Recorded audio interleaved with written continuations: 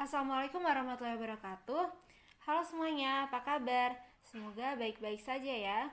Seperti yang kita ketahui bahwa per hari Senin tanggal 2 Maret 2020 kemarin, Pak Jokowi sudah mengumumkan bahwa di Indonesia sudah ditemukan kasus positif coronavirus.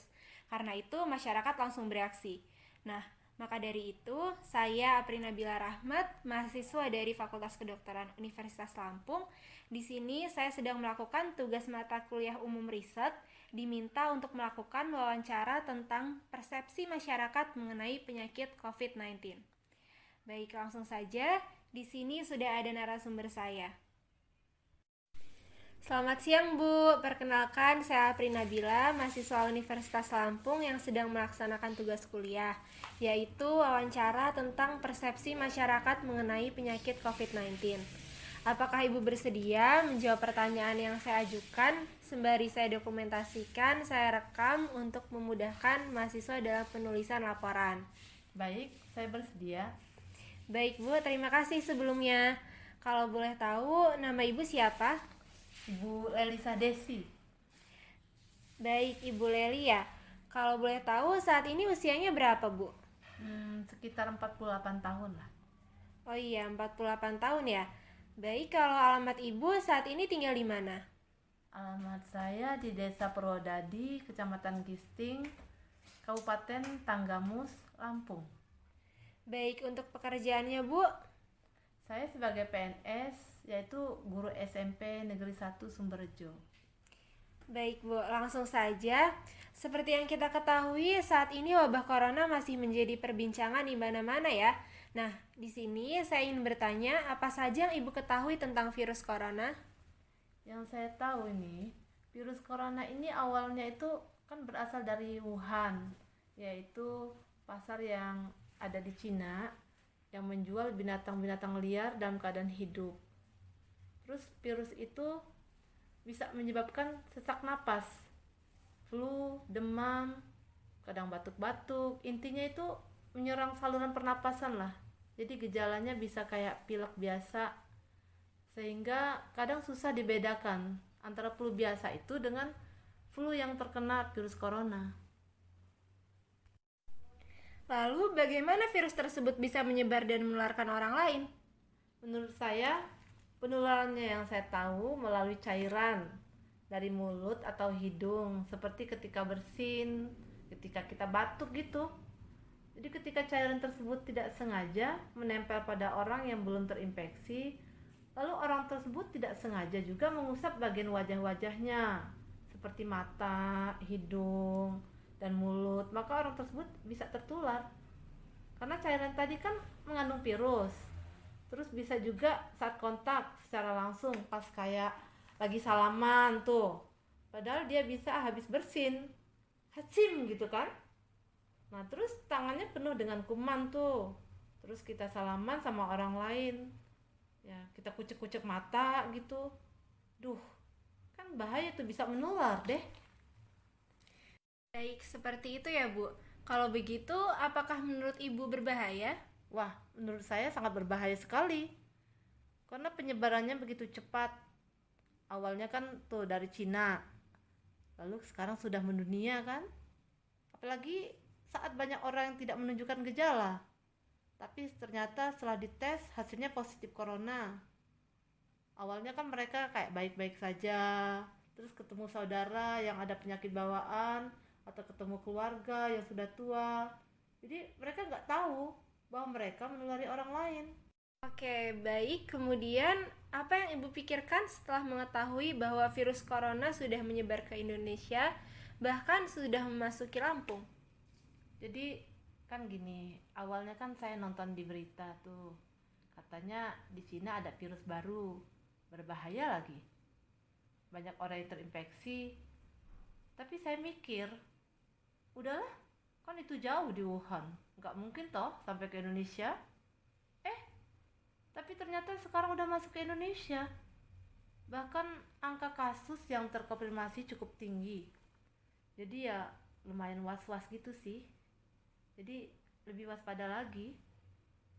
Kasus pasien yang positif di Lampung juga sudah banyak sekarang. Bandar Lampung juga sudah ditetapkan sebagai zona merah. Jadi lebih waspada lagi dan khawatir juga. Karena sekarang di sini, di tanggamu sendiri, udah beberapa yang dinyatakan positif. Kalau dari Ibu sendiri, apa yang udah Ibu lakukan untuk melindungi diri dari virus ini?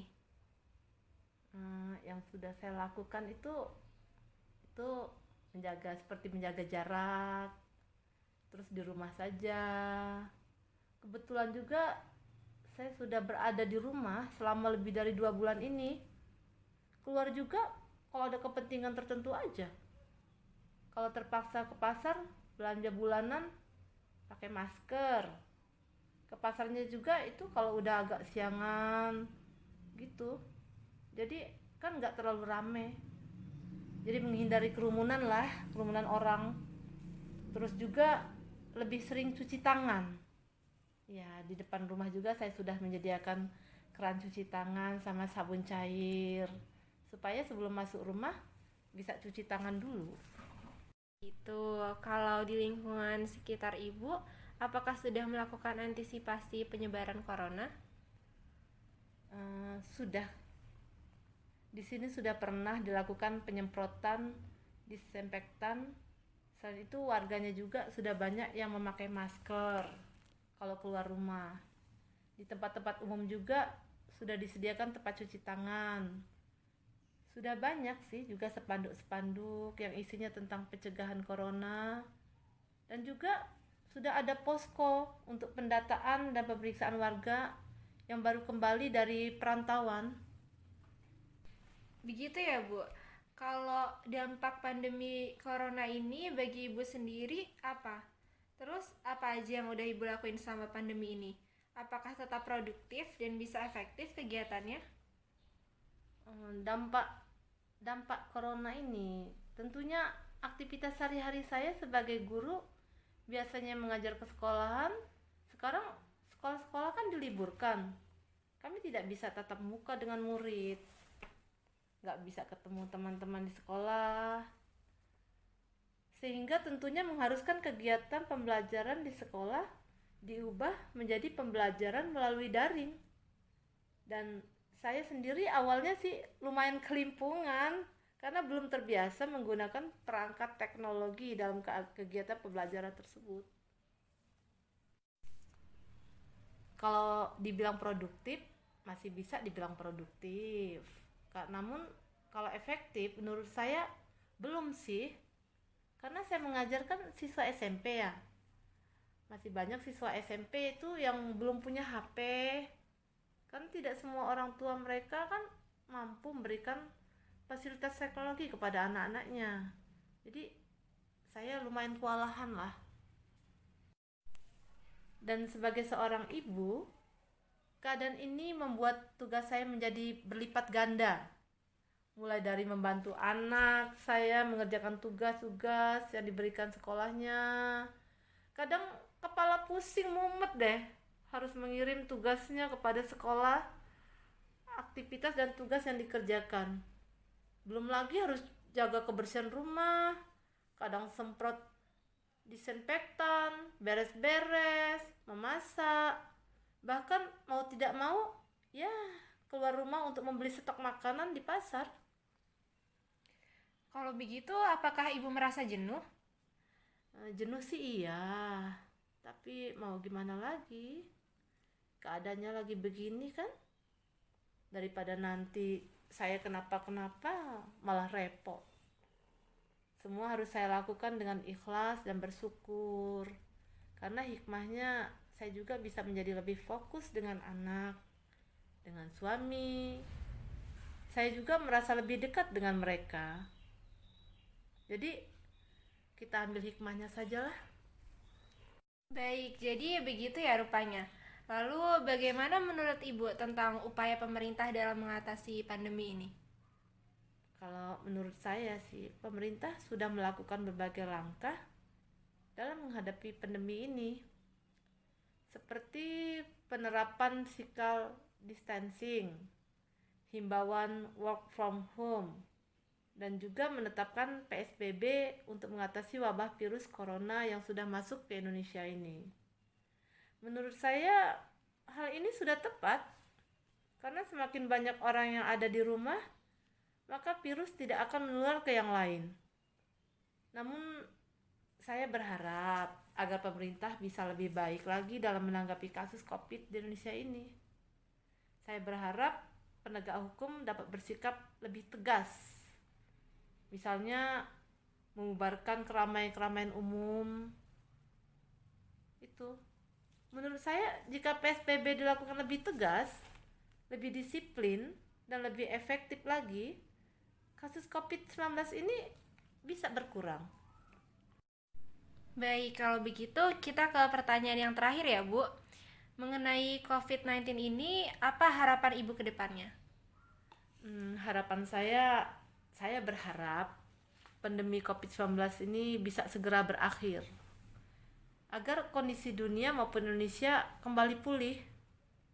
Semoga masalah ini cepat terselesaikan karena kita juga kan harus kembali aktivitas normal lagi. Kita juga harus mendukung stay at home. Kita ikutin aja prosedur dari pemerintah karena pemerintah ingin beri yang terbaik untuk rakyatnya. Baik Bu, sudah cukup pertanyaan yang saya ajukan. Terima kasih sudah meluangkan waktunya dan berkenan membantu saya dalam menjawab pertanyaan-pertanyaan yang saya ajukan ini. Mohon maaf ya Bu apabila selama prosesi wawancara terdapat kata-kata yang kurang berkenan. Terima kasih Bu, semoga kita selalu dalam keadaan sehat. Selamat siang Bu, selamat beraktivitas kembali. Siang, ya sama-sama.